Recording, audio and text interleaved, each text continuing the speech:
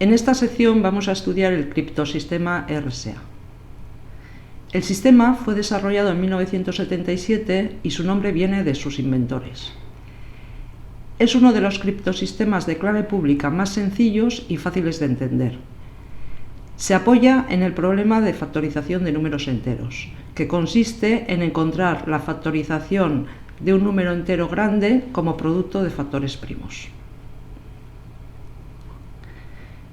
Vamos a recordar algunos resultados que necesitaremos a lo largo de la sección. Primero, la definición de función de Euler o indicatriz de Euler de un número entero n. Recordemos que la indicatriz de Euler de n es el número de elementos del conjunto de residuos reducido módulo n. Dicho de otra forma, es el número de enteros que están entre 0 y n y que son primos con n. Si n es primo, ya vimos que la indicatriz de Euler de n es n-1. Y si n es el producto de dos primos diferentes, entonces la indicatriz de Euler de n es el producto de p-1 por q-1.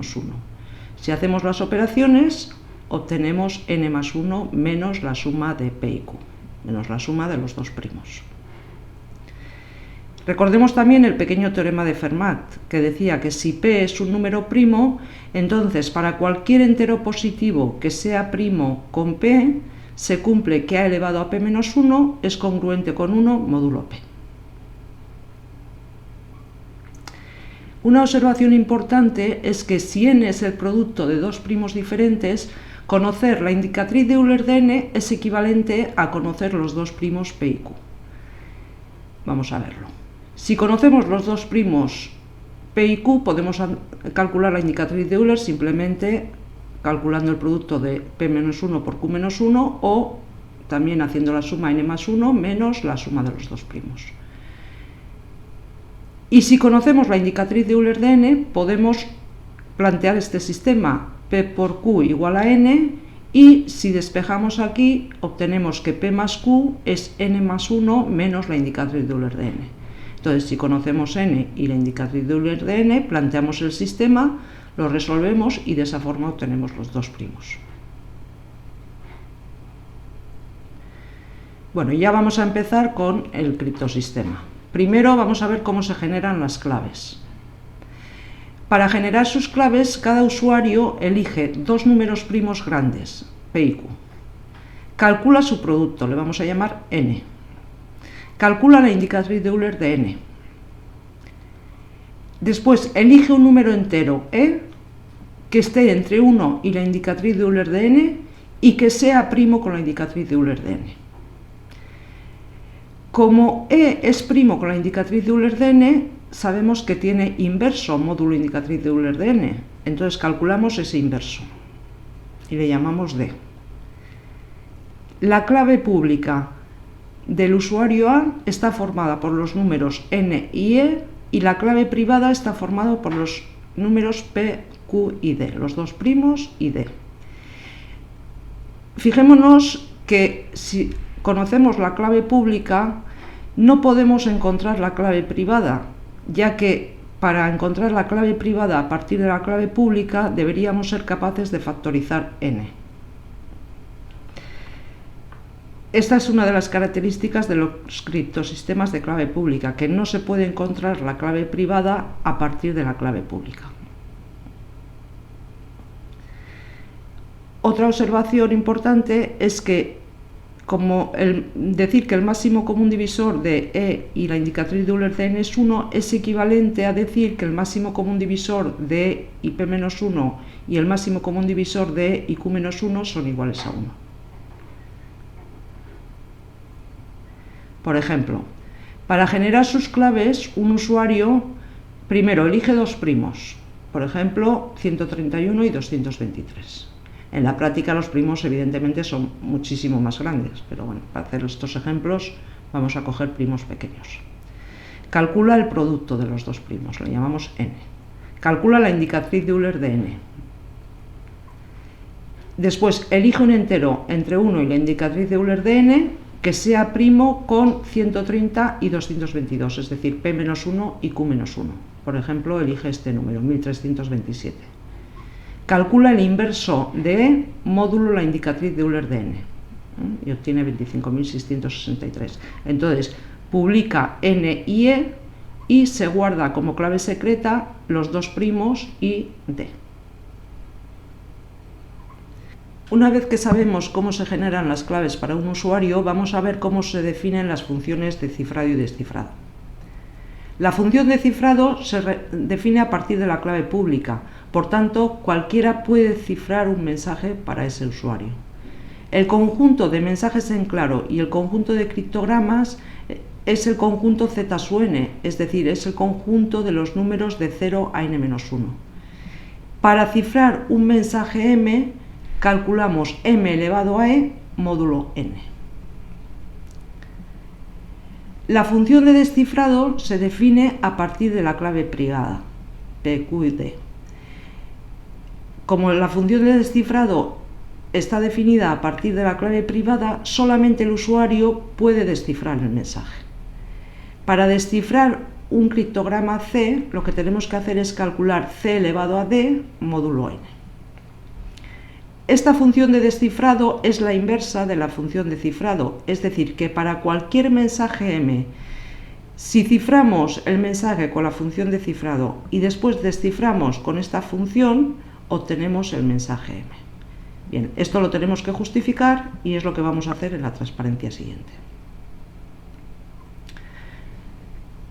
Veamos que efectivamente para cualquier mensaje el descifrado del cifrado es el propio mensaje. El cifrado de m es m elevado a e y para descifrar hemos dicho que calculamos el criptograma elevado a d, es decir, el descifrado de m elevado a e es m elevado a e elevado a d, es decir, es m elevado a e por d módulo n. Entonces lo que tenemos que justificar es que m elevado a e por d es congruente con m módulo n. Sabemos que d es el inverso de e módulo la indicatriz de Euler de n, entonces e por d es congruente con 1 módulo la indicatriz de Euler de n. Eso quiere decir que la indicatriz de Euler de n es un divisor de la diferencia d por d menos 1. La indicatriz de Euler de n es p menos 1 por q menos 1. Recordar que n es p por q, p y q son primos diferentes, por tanto la indicatriz de Euler de n es p menos 1 por q menos 1.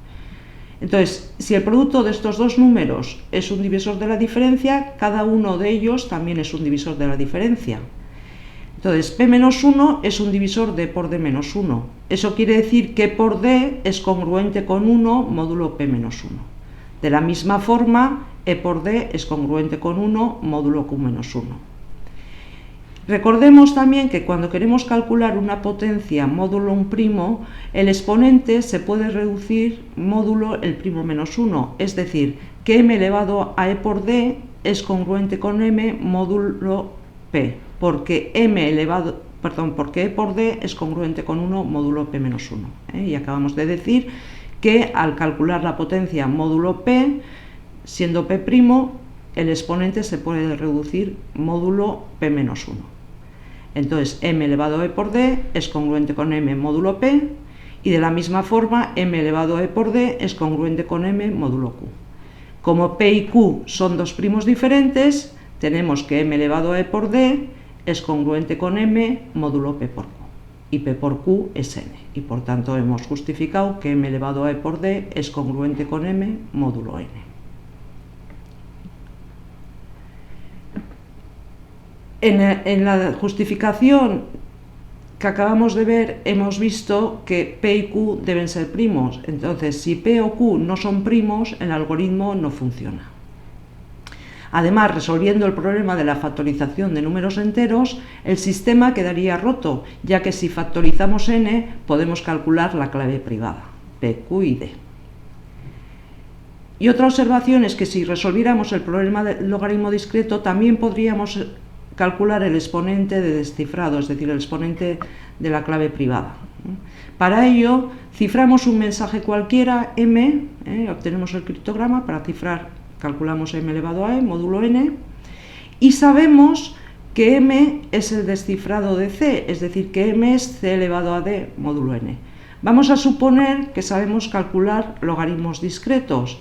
Entonces, como m es igual a c elevado a d módulo n, se tiene que d es el logaritmo en base c de m módulo n.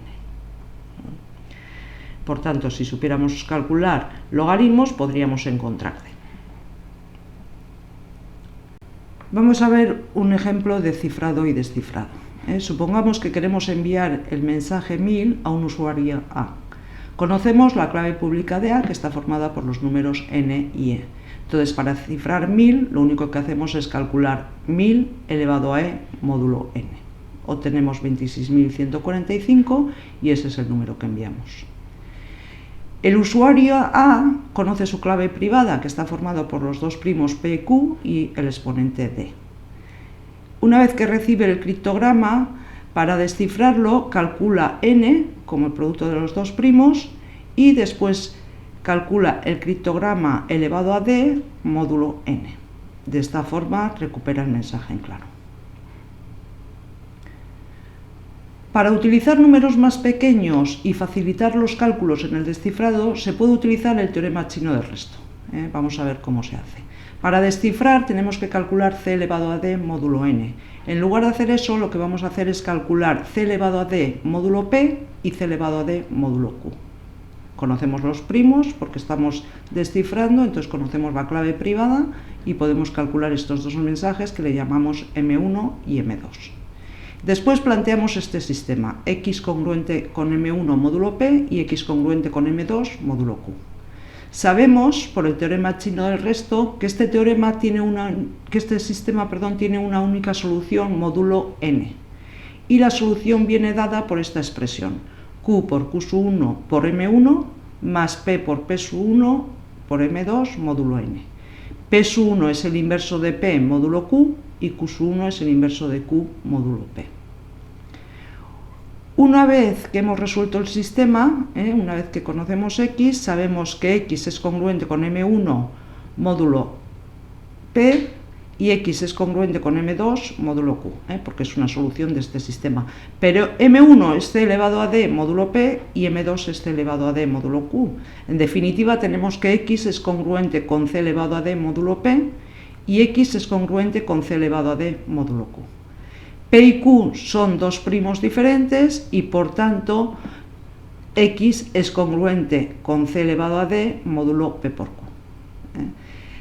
P por q es n, por tanto x es congruente con c elevado a d módulo n, que es precisamente el mensaje en claro. Entonces, para obtener el mensaje en claro, podemos utilizar ese teorema y calcular esta expresión, donde m1 es c elevado a d módulo p y m2 es c elevado a d módulo q. q1 es el inverso de q módulo p, módulo p y p1 es el inverso de p módulo q.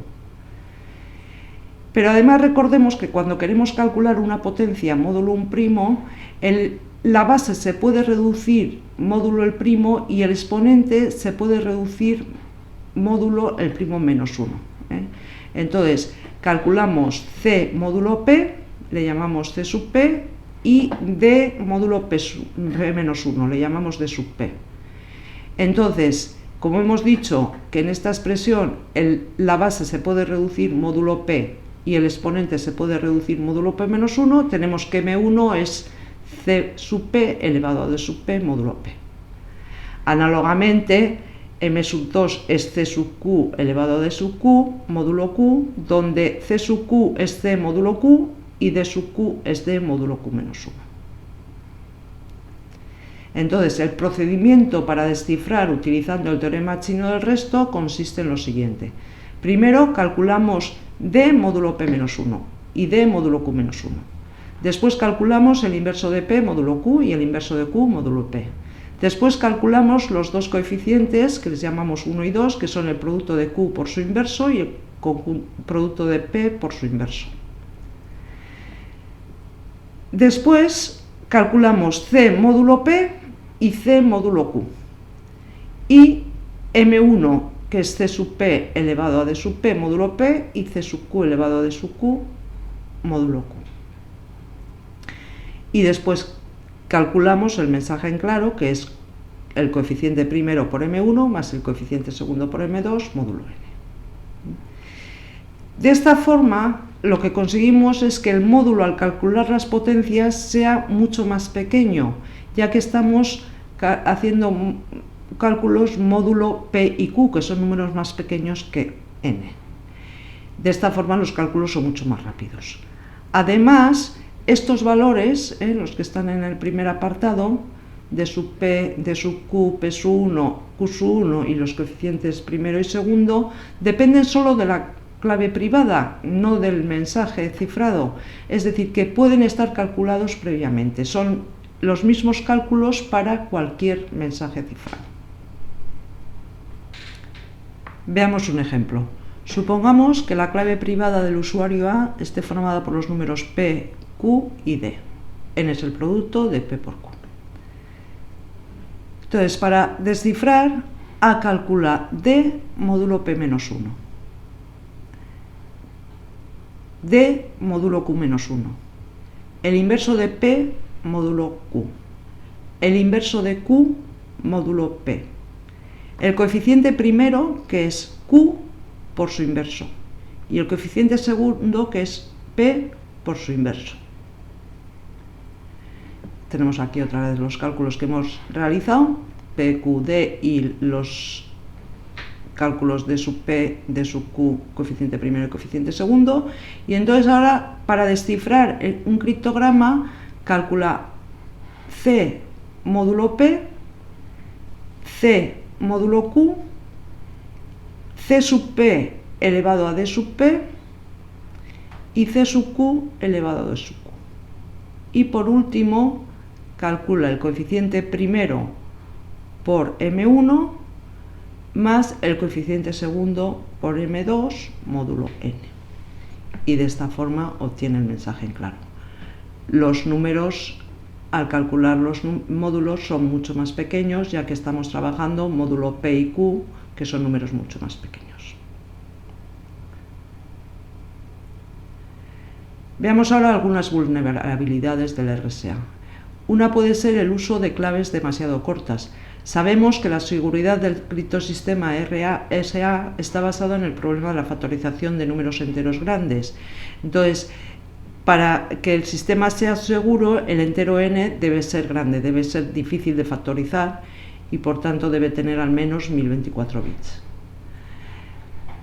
Otro posible peligro es el uso de exponentes de cifrado o descifrado demasiado pequeños, porque en ese caso existen métodos de ataque eficientes que pueden romper el sistema. También existen claves débiles en RSA. Son claves para las cuales el algoritmo RSA deja el mensaje en claro sin cifrar. Se puede probar que si n es el producto de los primos P por Q, el número de mensajes que quedan sin cifrar viene dado por esta expresión. Para evitar que este número sea grande, conviene elegir los primos P y Q que sean primos fuertes, es decir, que sean primos que son el doble de otro número primo más 1.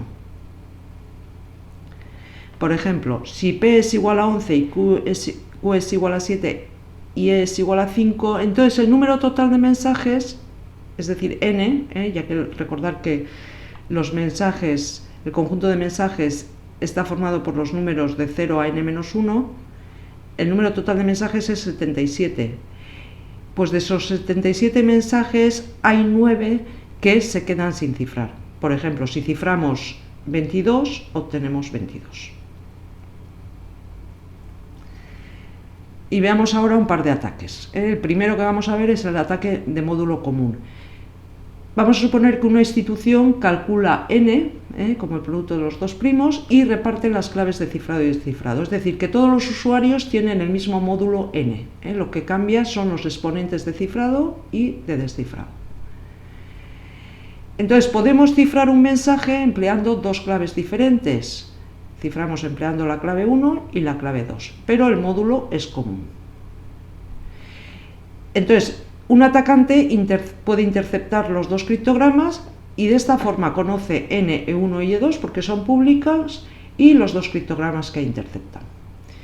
Bien, si los dos exponentes son primos relativos, el algoritmo extendido de Euclides nos permite encontrar dos coeficientes u y v que cumplen que u por e1 más v por e2 es 1. Recordad que si e1 y e2 son primos relativos, 1 es una combinación lineal de ellos y los coeficientes se podían encontrar por medio del algoritmo extendido de Euclides.